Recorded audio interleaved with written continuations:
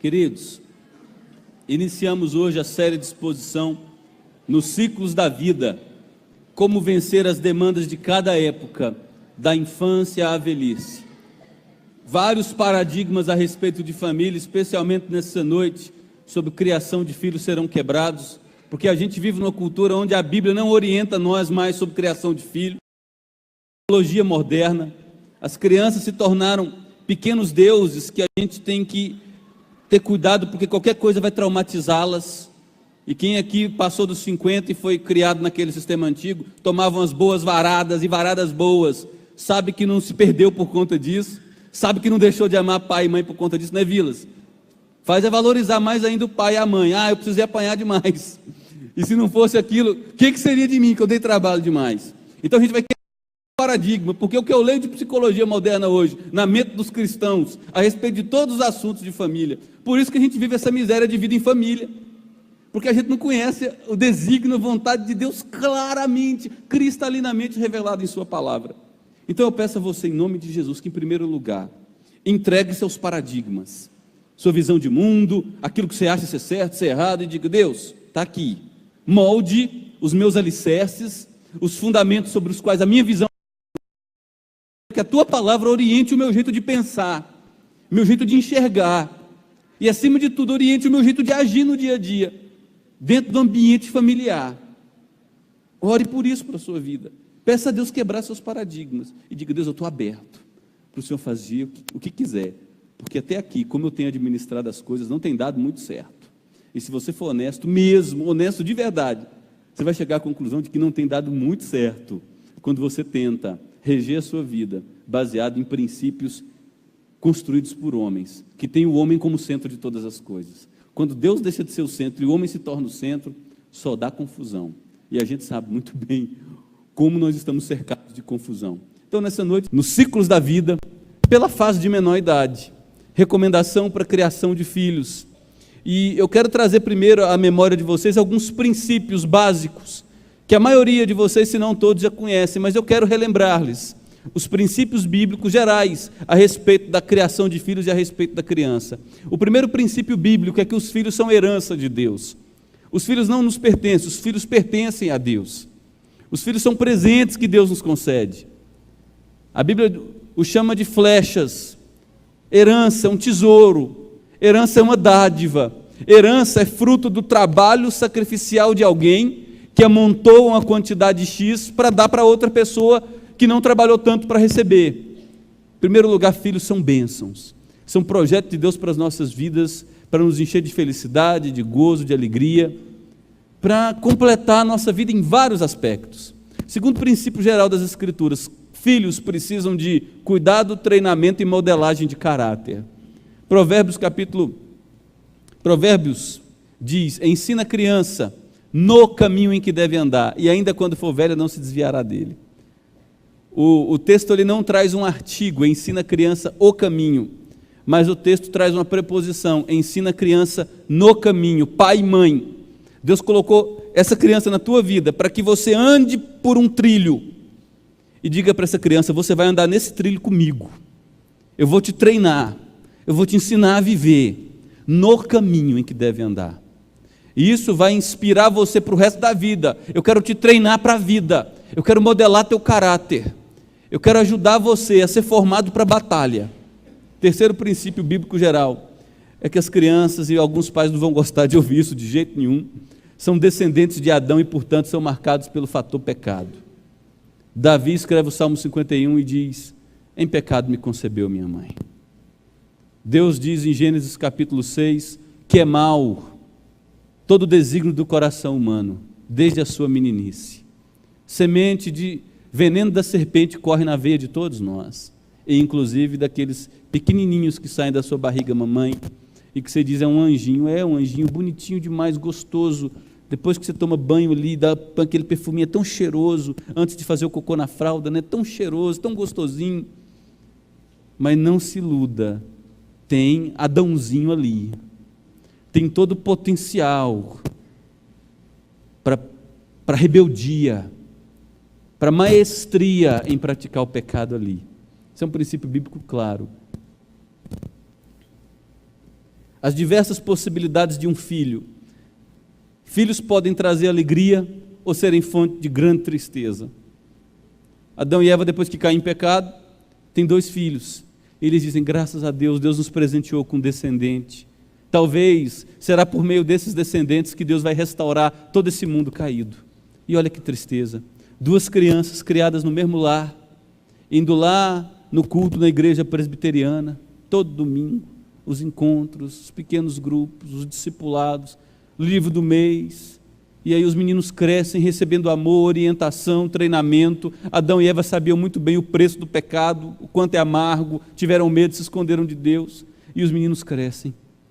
Um traz grande alegria para o coração do pai e da mãe, o outro, o coração se amarga, o coração adoece, se torna um assassino por natureza, um homem vingativo, e nós temos o primeiro homicídio na história. Gênesis capítulo 4, um irmão assassinando o outro.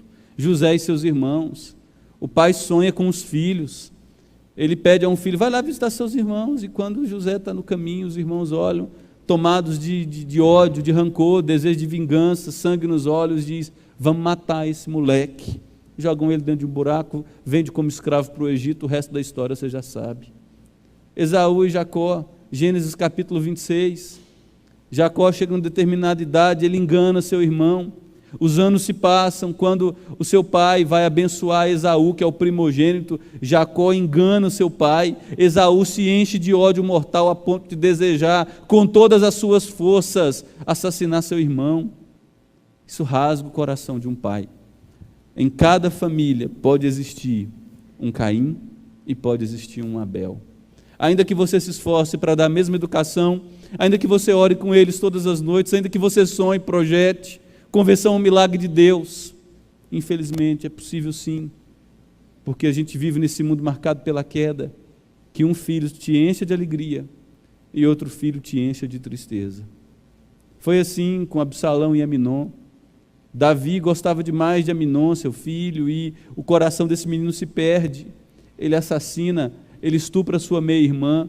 Depois Absalão, seu irmão, trama, depois de 2 anos, um jantar para matar Aminon, o seu meio-irmão que havia estuprado sua irmã.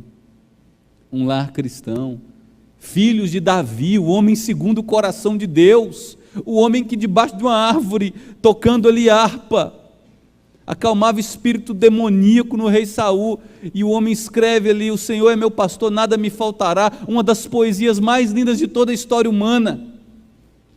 Homem que andava de verdade com Deus, tinha intimidade com Jesus Cristo. E olha só os filhos desse homem, isso é uma possibilidade. A outra possibilidade é que filhos podem dar uma bela continuidade à história de seus pais. Nós temos Isaac e Salomão. Isaac, filho de Abraão. Isaac cresce, é um menino obediente, é um menino que permanece nos caminhos de seu pai, é um menino que o pai constrói uma fortuna, e Isaac não destrói aquela fortuna como alguns filhos destroem a fortuna que seus pais constroem. Tem filhos que pegam o suor do rosto do pai, uma vida de lágrimas, de economia, o filho em 2, 3 meses destrói tudo, põe tudo a pique, põe tudo a ruir. Isaac não, é um menino que dá continuidade ao caminho de seu pai Abraão, ama Deus, espera para se casar na hora certa, com a menina de Deus, de sua família, confia em Deus. Além de Isaac, nós temos Salomão, que deu muitas mancadas na área sexual, se perdeu na relação com Deus depois da metade do caminho, mas é um menino que pega o trono de seu pai Davi e amplia o território. Filhos podem dar uma bela continuidade à história de seus pais, e eu sei que você deve estar vendo isso aqui agora e dizendo, é isso que eu quero para mim, como eu quero que meu filho entre nessa segunda categoria, ele continue, ele amplie, ele seja alegria para o meu coração. Terceira possibilidade de um filho é que eles são flechas. Pais, preparem-se para vê-los voar. Filhos são flecha na mão do guerreiro. Ai, eu ouço de algumas mulheres, ai meu Deus do céu, eu não consigo imaginar a minha vida longe do meu filho. Espera aí. Você tem que dizer, eu não consigo imaginar a minha vida longe do meu marido. Porque quem é uma só carne com você, mulher, é o teu marido, não é teu filho, não. Teu filho vai voar, e se não voar, é sinônimo de que teu lar é doente. Não ame teu filho mais do que a Deus, porque esse amor desregrado e fora de foco vai destruir você, vai te ferir demais. Se prepare para a realidade da vida. Teu filho é bênção, e por ser bênção você tem que treiná-lo para ser um bom soldado, para dar continuidade a essa empreitada de fé. Mas se prepare, porque se seu filho for saudável, ele vai voar, vai construir a história dele, vai vir almoçar contigo nos feriados, o Natal, o Ano Novo, uma Páscoa, organizar, se possível, viagem de férias. Tomara, há filhos que vão para outro país, os pais ficam sem vê-los 2, 3 anos, se preparem para isso, é uma possibilidade. Eu não gosto nem de pensar nisso. Se prepare para isso já. Ore para Deus enviar teu filho onde Ele quiser. Ore para Deus usar teu filho. Ore para Deus salvar teu filho. Ore para Deus converter teu filho. Ore para Deus alargar as tendas de seu filho. Ore para Deus ser o Deus de teu filho. Porque se Deus tiver que levar teu filho para onde Ele quiser, Deus sendo o Deus de teu filho, teu coração vai se encher da paz que excede todo entendimento. As diferentes fases até o desmame. A gente tem a completa dependência da amamentação até os 2 anos, e esse é um momento tão especial, especialmente para a mãe, especificamente para a mãe, porque ele está amamentando a criança, você tem que estar concentrado o tempo todo, porque qualquer coisinha é objeto perigoso, algo pontiagudo, algo pequeno que pode ser engolido, tudo depende ali, concentração máxima, vigilância o tempo todo. É a fase da amamentação até os 2 anos. Depois você tem dos 2 aos 5 anos a fase da dependência e disputa de poder que se acentua. Seu filho ainda depende de você, está com fralda, alguns ainda mamam. Tem que ter cuidado com a segurança, mas começa aquela fase ruim de birra, disputa de poder, negociar território. Sabe como é que o cachorrinho faz, né? O macho tem que urinar mais alto, marcar o território, disputa territorial. A criança faz isso. Vamos ver quem manda nesse negócio aqui? Você fala não, aí tem aquele show. Quem aqui já não viu esse show? Supermercado, shopping center, na igreja, as filhas do pastor, quando chega em casa apanha, viu gente?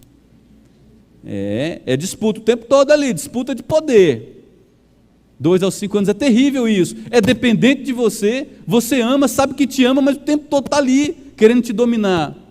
Depois você tem a fase dos 6 aos 12 anos, que é a fase que eu chamo da graça. Você fala, meu Deus do céu, é outra criança. Aproveite esses anos, meu querido. É aquele filho dócil, bom para viajar, você dá um draminha ali, ó, tranquilo na viagem, sabe, dá pouca birra, come mais fácil, é mais tranquilo de lidar com essa fase. Aproveite, porque essa fase voa, e você vai se lembrar dela com saudosismo. Ah, que saudade desses dias, era tão fácil essa época. Depois você tem a fase dos 13 aos 20, que você diz, um alien se apoderou do meu filho, né Giovana? Um alien se apoderou do meu filho. Cadê aquele menino doce, conversa, que participa, tão dócil, presente? Agora está trancado, amuado, parece que eu sou inimigo, está o tempo todo em crise comigo. Cadê aquele menino doce? Essa é a fase dos 13 aos 20 anos.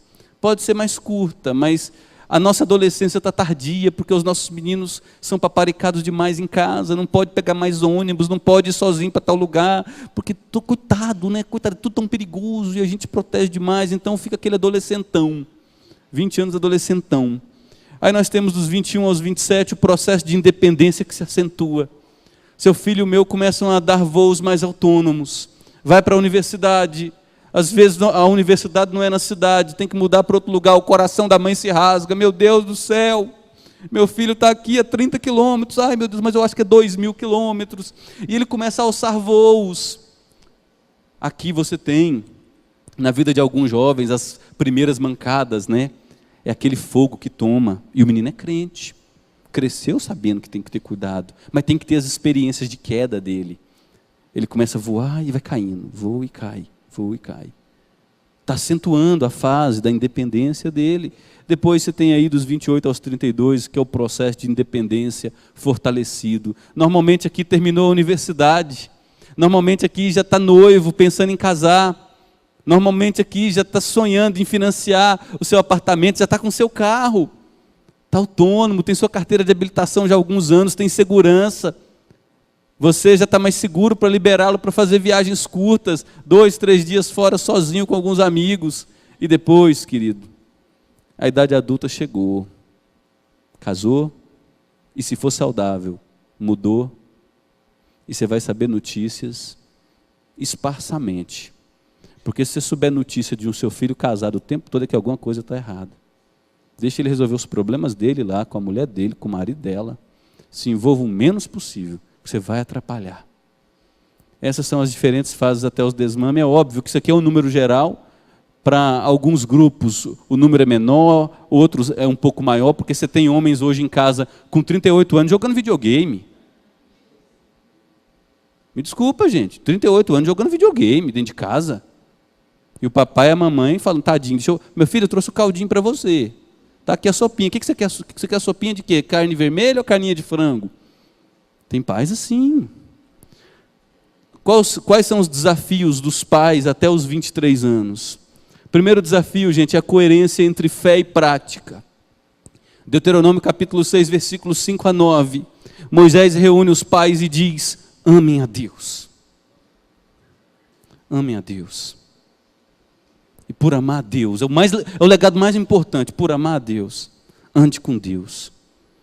E fale de Deus para o teu filho, da palavra de Deus para o teu filho, andando, assentado, ao deitar-te, ao levantar-te. Ata isso no portal da tua casa. Deixa isso ficar claro na tua testa. O amor a Deus tem que dominar o seu jeito de pensar e o teu filho tem que perceber isso. Como será importante para o teu filho te ver ajoelhado, chorando, confessando seus pecados. Como será importante para o teu filho ver você cantando a Deus de coração, indo às lágrimas, lutando contra a indiferença no seu coração. Como será importante para o seu filho crescer vendo que sua fé não é religião. Seu coração está dilatado para Deus agir. Primeiro e maior desafio para o pai é a coerência entre a fé e sua vida. Segundo desafio para os pais de filhos até os 23 anos é a aplicação sábia da disciplina. Provérbios 22, 6, ensina a criança no caminho. Anda comigo, meu filho, e quando for velho não se desviará dele. Que caminho é esse? 22, 15 diz, a estultice, a tolice, a ignorância está ligada ao coração da criança, mas a vara da disciplina a afastará dela. Alguns entendem essa vara aqui como algo literal. Muitos até falam da varinha de marmelo. Não, não é literal. Vara aqui é um princípio de disciplina. É a palmada que não machuca. Às vezes é uma varadinha assim, que deixa a marca na hora, mas depois desaparece. Cada um vai ter didática, é o castigo nesse momento, vai ficar no cantinho ali, ó. Vai para o teu quarto, 30 minutos, caladinho. Às vezes a criança tem personalidade dócil, você chega e olha para ela mais firme, ela já se amolece, a lágrima corre. Outras crianças são duras, elas batem de frente contigo, te enfrentam, te confrontam e dizem, opa, também manda aqui, quer disputar poder? Essa falar mais alto não resolve não. Gritar nunca resolve. Você querer resolver as coisas da base da ira, no calor do momento, nunca resolve.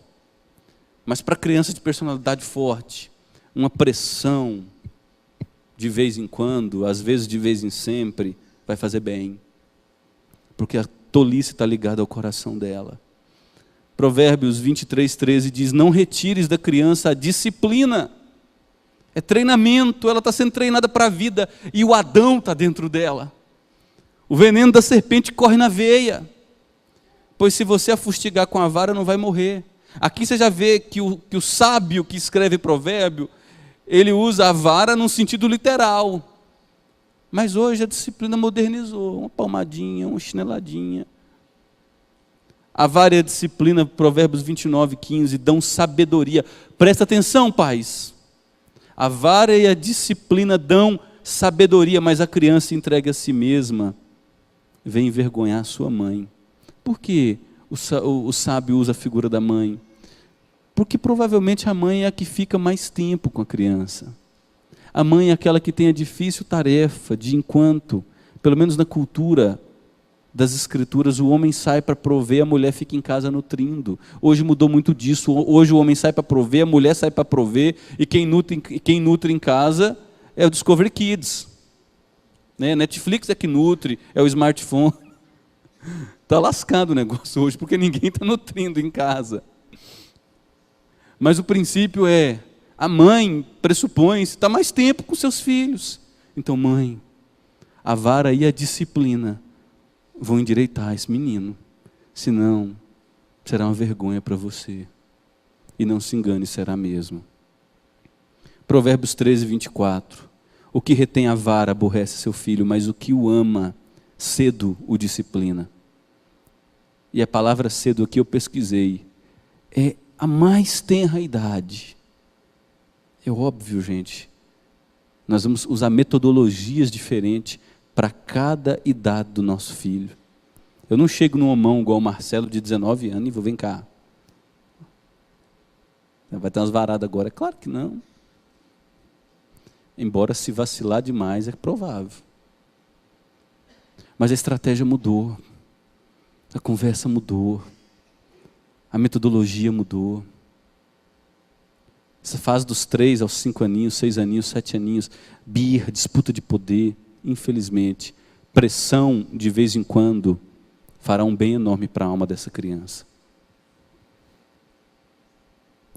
O outro desafio dos pais até os 23 anos é protegê-los de si mesmos e das influências hostis. Não creia ingenuamente que seu filho saberá tomar decisões. Entrou na adolescência, meu filho, criei você, dei uma boa escola particular para você, você agora entrou na universidade, vou pagar a tua universidade, você vai ter comida em casa, roupa lavada, mas não se esqueça dos seus ensinamentos, está por sua conta. Não, cuidado. Proteja seu filho dele mesmo e das influências hostis. Provérbios capítulo 1 até o capítulo 5 vai dizer, meu filho, escuta a instrução do teu pai, ouça o conselho de gente mais velha. E ele começa a orientar o jovem, cuidado com os amigos. Na época de viver em bandos, especialmente na adolescência, cuidado com as amizades, elas podem destruir o teu caminho. Os maus conselhos podem perverter teu coração, destruir, retirar todas as raízes que fundamentaram o teu crescimento até aqui.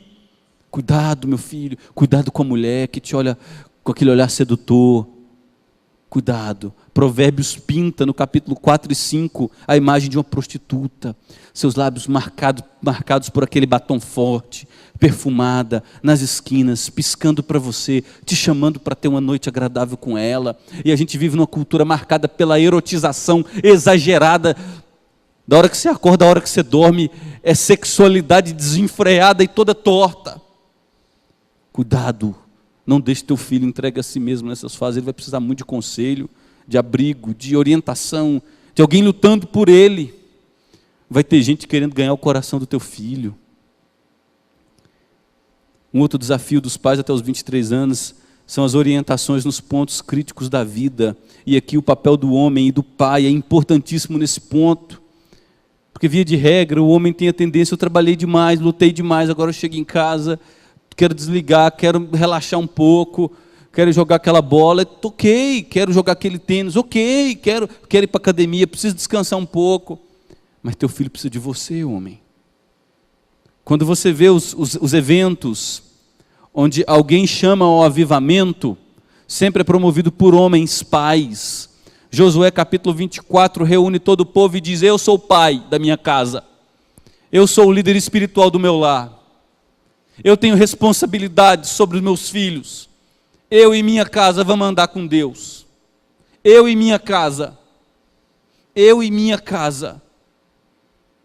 Deus, quando fala em Gênesis 2, do cuidado que o homem e mulher deviam ter a respeito da árvore do conhecimento do bem e do mal, Deus se aproxima de Adão e diz, homem, está contigo a bola, você é o líder espiritual da tua casa, você tem que orar com os teus filhos, orar por teus filhos, você tem que ensinar teu filho a amar a Deus, você tem que inspirar em teu filho valores eternos, instilar graça no coração do teu filho. Não se exima de sua responsabilidade, homem. Como é vital, em determinados momentos da história, quando o menino está quase naufragando, O homem, pai, chegar e dizer: meu filho, vem cá, senta aqui do meu lado, vamos sair. Esse final de semana, ó, estamos aqui pertinho. Meu filho, amanhã vou te levar aqui para o Salto Corumbá, só nós dois. Faz aquela trilha ali, visita as cachoeiras. Passeio fantástico. Aquela água gelada que cura reumatismo, né? Meu filho, vem cá. E ganha o coração do teu menino. Traz alguns conselhos para o teu menino. O papel do pai e de palavras sábias, amorosas, assertivas, em momentos dramáticos, são boias que vão salvar seu filho da morte. O último desafio dos pais até os 23 anos é promover a estrutura mínima para crescimento emocional e profissional. A Bíblia diz que os pais entesouram para seus filhos. Evita pressionar teu filho com dívida, com isso, com aquilo outro. Lute para promover o mínimo de estrutura para o teu filho amadurecer emocionalmente e para o teu filho ter segurança para se qualificar profissionalmente, a fim de se tornar um homem ou uma mulher que tenham condições mínimas de viver com dignidade. Isso é papel dos pais. Por isso, adolescente, cuidado, talvez não esteja na hora de você se preocupar com namoro, não. Você não tem condição de pagar um sanduíche no McDonald's para sua namoradinha. Papai, me dá dinheiro. Para quê? Eu quero comer um sanduíche no McDonald's, ok. Pai, mas só tem 20 reais, eu quero 40. Mas por quê? Não, tem minha namoradinha, mas eu não sou obrigado a pagar para tua namorada, não. Vai trabalhar. Não está na hora. Tem a época de todas as coisas. Cantares diz: não desperteis o amor antes que este o queira. Calma, vai chegar a hora. Viu, João Fernando? Vai estudar, viu, cara? Agora vai estudar, meu amigo. Senão tem um monte de lote aí que você pode pagar o Burger King, viu? Quais são os deveres dos filhos? O primeiro dever dos filhos é honrar seus pais. Êxodo capítulo 20, verso 12, nos fala do 5º mandamento. E em Efésios 6, versos 1 a 3, Paulo repete isso dizendo: filhos, obedeça a vossos pais no Senhor. Eu obedeço meu pai porque eu amo a Deus. E Paulo explica porque isso é justo. Honra teu pai e tua mãe, e Paulo explica, esse é o primeiro mandamento com promessa. E agora Paulo vai citar Êxodo capítulo 20, versículo 12, que promessa é essa? Olha só, meu filho, é promessa de Deus, é garantia de Deus para a sua vida. Se você honrar seu pai, para que te vá bem, e sejas de longa vida sobre a terra. Como é que eu honro meu pai? Eu honro meu pai falando a verdade. Filho, sepulte a mentira. Sepulte a mentira. Diga a verdade que doa. Diga a verdade que doa. Você fala, estou enrolado. Renato, você não sabe. Renato, não. Hoje eu estou vestido de pastor, vocês viram? Os outros domingos eu vinha de Renato, né? Hoje eu estou vestido de pastor. Né? Pastor, você não sabe a enrascada em que eu me meti. Querido, não tem nada oculto que não vai ser descoberto. Traz logo essa verdade à tona. Se você trouxer a verdade à tona, eu te garanto, você vai ser tratado com graça. Você vai ser tratado com amor. E você vai aprender tanta coisa disso. Isso é honrar pai, honrar mãe, fala a verdade. Ouça e obedeça os conselhos e comandos. Mas você não conhece. Meu pai e minha mãe têm a cabeça década de 70, o mundo mudou, eu sei. Mas por amor ao Senhor, ouça seu pai e sua mãe. Os cabelos brancos, ou a ausência de cabelo do Eire e do Evandro, diz muita coisa. Viveram mais tempo, caminharam mais dias, sabem mais. Não é verdade, pais? Com 14 para 15 anos de idade eu tive experiência no uso de drogas. Fumei a maconha, depois fui para a cocaína. Eu sei um pouco, experiência de vida. Há algum tempo um menino curioso com maconha, sentou comigo. Esse negócio de maconha, né? A medicina diz que é saudável e tal. Eu falei, vem cá, meu filho, vamos conversar. Deixa eu te falar um pouco. Para onde isso vai te levar?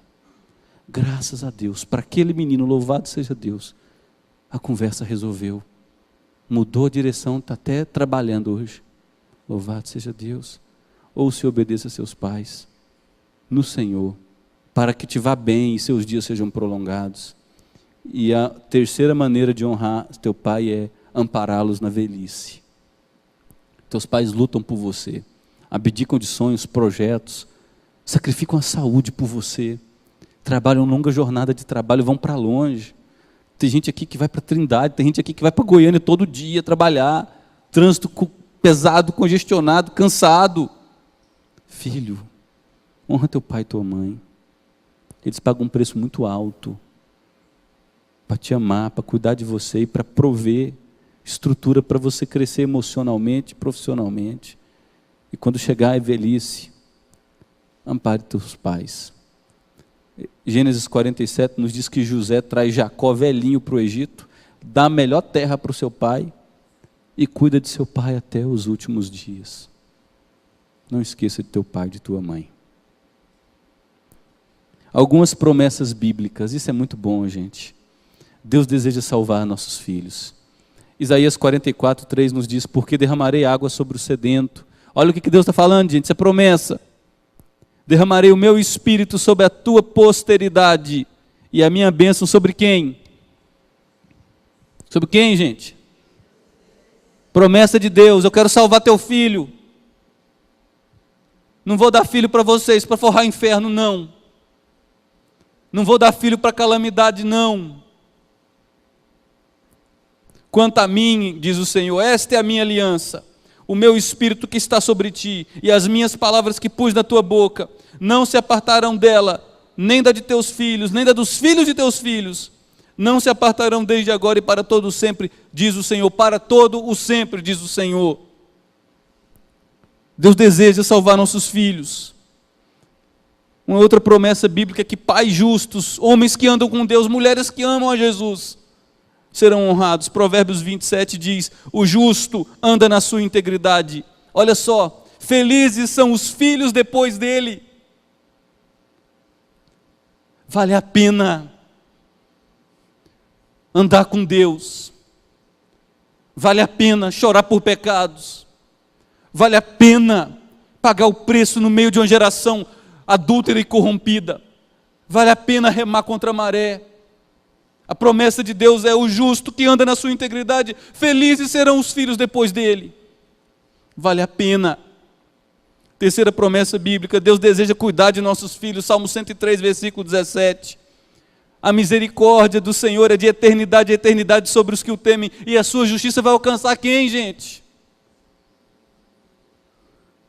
Deus deseja amparar, visitar, sustentar, proteger nossos filhos.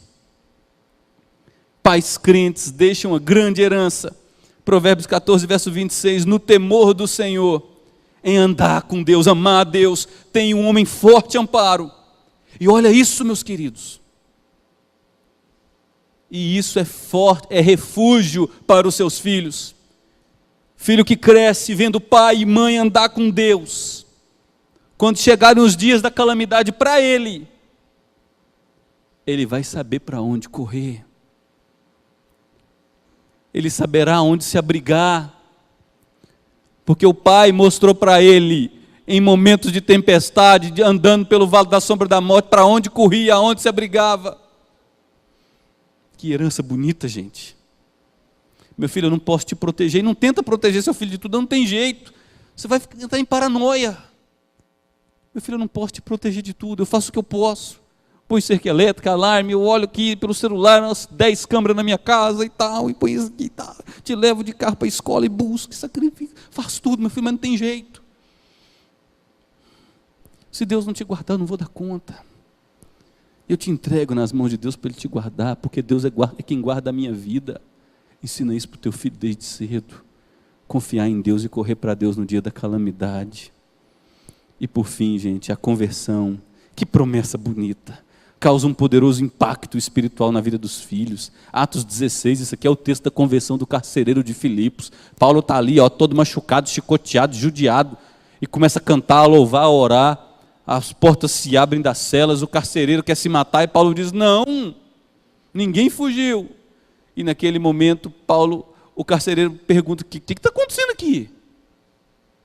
Quero saber a respeito do teu Deus. E Paulo ministra a vida daquele homem a noite toda.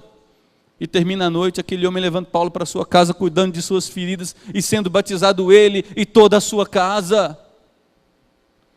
A conversão revoluciona um lar. Homem, se você sair dessa noite impactado pelo Espírito Santo que está vivo, andando no nosso meio, se você se abrir para ele fazer morada em você e mudar a sua estrutura interior, você não consegue dimensionar a revolução que isso causará em gerações que virão, porque a Bíblia fala dos filhos. A conversão causa um impacto espiritual poderosíssimo na vida dos nossos filhos. E para terminar, alguns princípios finais. A maior herança que a gente pode deixar para os nossos filhos é o testemunho de uma vida cristã íntegra.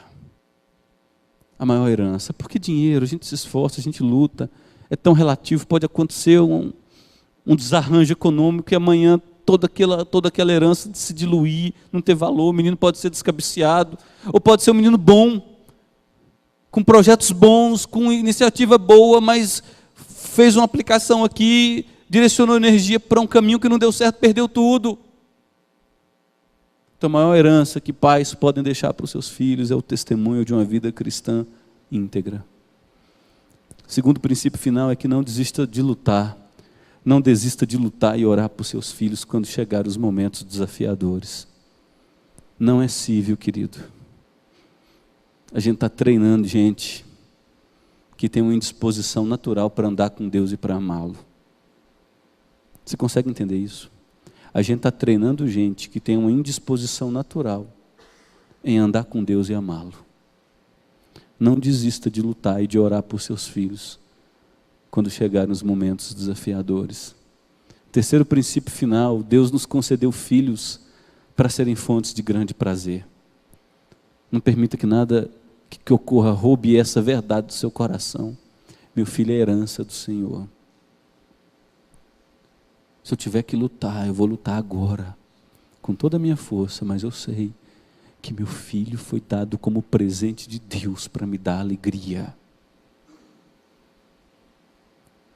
Quarto princípio: caso seu filho tenha caminhado por uma estrada cheia de buracos, caso seu filho tenha caminhado por uma estrada cheia de buracos, lance-se em oração e deixe claro que você não desistirá dele. Lucas capítulo 15, 16, Jesus conta 3 parábolas, e ali tem a parábola daquele que a gente chama de filho pródigo, mas quem é pródigo ali não é o filho, é o pai. Pródigo é superlativo, é um amor exagerado, e o que é superlativo ali não é a relutância, o desarranjo do menino, o que é superlativo ali é o amor do pai. Quando o filho se dá conta da besteira que fez, ele se lembra: meu pai tem amor grande demais. Olha só como meu pai trata funcionário. O amor do meu pai é superlativo, é maiúsculo. E quando o filho volta, quem ele encontra? É o pai esperando ele. Quem corre em direção de quem? É o filho que corre em direção do pai? Não, é o pai que corre em direção do filho. Porque o amor do pai nunca se cansou de lutar por seu filho. Lutou contra todas as possibilidades, ele creu contra a esperança. Se o seu filho tem caminhado por uma estrada cheia de buracos, deixe claro que você não vai deixar de lutar por ele.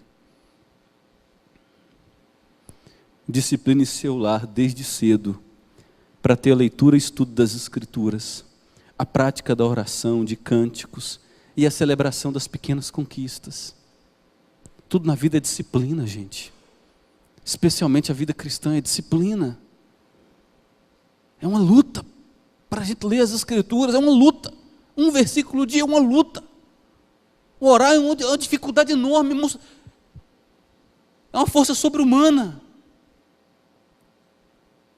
Mas discipline é seu lar, que tem que começar por você. Você sabe disso.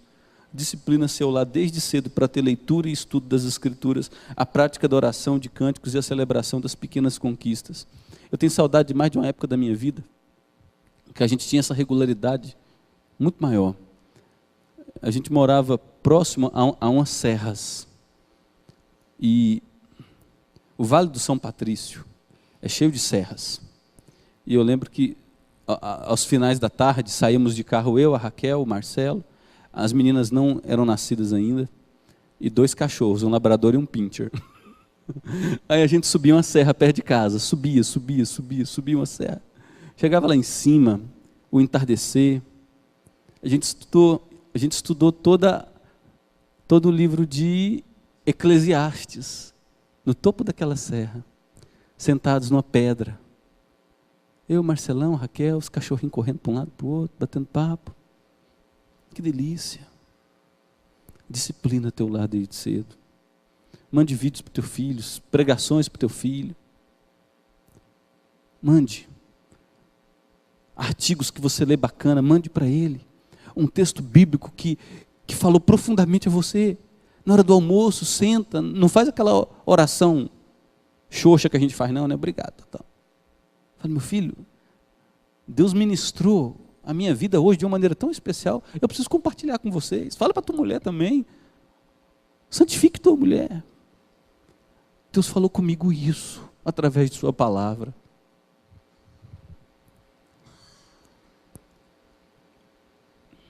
Lute para ganhar o coração do seu filho, quando chegar a época de viver em bandos. A época vai chegar em que ele vai apreciar mais o conselho de amigos que o teu.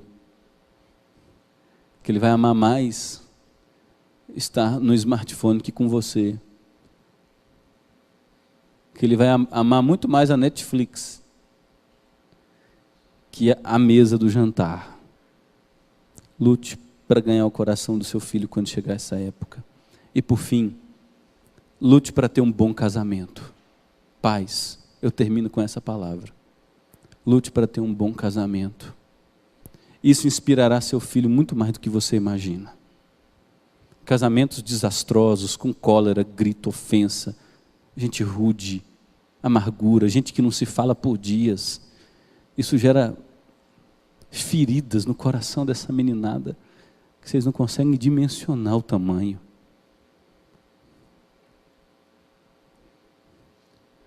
Se você não consegue mais lutar para ter um bom casamento pelo seu amor a Jesus Cristo, pelo teu temor a Ele, que já deveria ser muito mais que o suficiente, lute para ter um bom casamento, pelo menos por conta dos teus filhos. Vamos orar, gente? Que desafio isso, né, gente? Quem é suficiente para tudo isso?